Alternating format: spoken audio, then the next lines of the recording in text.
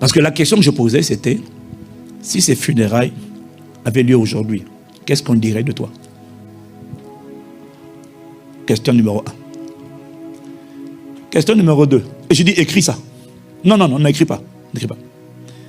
Question numéro 2. Est-ce que tu aimerais?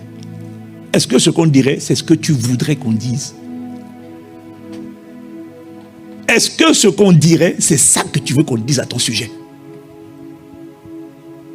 Est-ce que c'est le souvenir que tu voudrais laisser?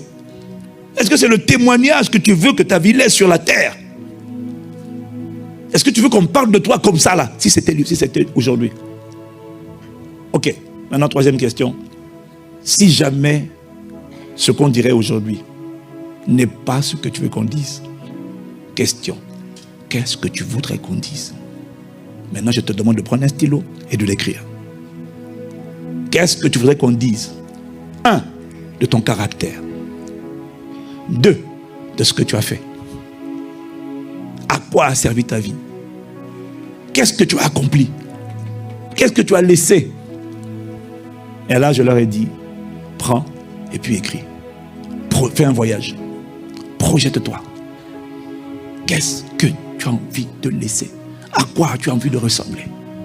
Parce que souvent, on fait des choses, on se comporte d'une certaine manière. Mais c'est parce qu'on n'a jamais pris le temps de s'arrêter pour se demander, mais est-ce que j'ai envie de ressembler à ça? Est-ce que j'ai envie de ressembler? Est-ce que tu as envie de laisser ce visage-là? Tu trompes les filles, tu couches là, tu couches là-bas, tu couches là-bas, tu mens, tu calomnies derrière le dos. Est-ce qu'au jour de tes funérailles, tu as envie qu'on dise ça de toi? Qu'est-ce que tu veux qu'on dise? Tu n'as jamais pris le temps de le faire. Tu n'as jamais pris le temps de le faire. Fais-le, écris-le. Et là, je leur laisse au moins un quart d'heure. Écris. Qu'est-ce que tu voudrais qu'on écrive? Alors moi, figure-toi que si mes enfants doivent parler, ma femme doit parler, un membre de l'église doit parler, j'ai écrit, je veux qu'on dise ça. Et c'est en fonction de ce que j'ai écrit, je sais ce que je veux. Du coup, ce qui n'est pas ce que j'ai envie de laisser comme héritage, je dis, toi tu restes pas dans ma vie.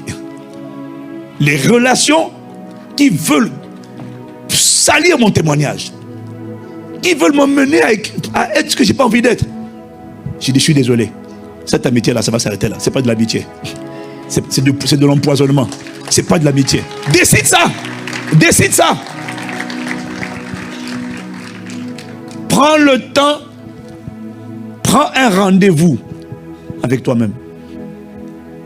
Et écris. En vérité, ça s'applique à tout le monde. Pourquoi? Il n'y a plus d'âge pour mourir. Il y a plein d'ados qui se suicident aujourd'hui. Donc on peut mourir ado. À 14 ans, à 8 ans, à 16 ans, à 18 ans. Il n'y a plus d'âge. En fonction de là où tu habites, à cause de la violence, il y a des armes à feu qui se baladent. Il y a des balles perdues. C'est tombé sur des gens bien aussi, hein, mais qui n'ont pas eu le temps de définir à quoi j'ai envie de ressembler. Toi, tu sais quand est-ce que tu vas quitter la terre? Tu n'en sais rien. Demain n'est qu'une espérance. Et si tu partais aujourd'hui, est-ce que tu es prêt à rencontrer ton Créateur? Est-ce que tu es prêt à rencontrer ton Créateur?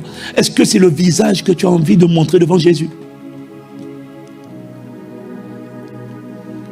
Réfléchis. Prends ce genre de rendez-vous. Dès maintenant, définis. À quoi est-ce que je veux ressembler? 2.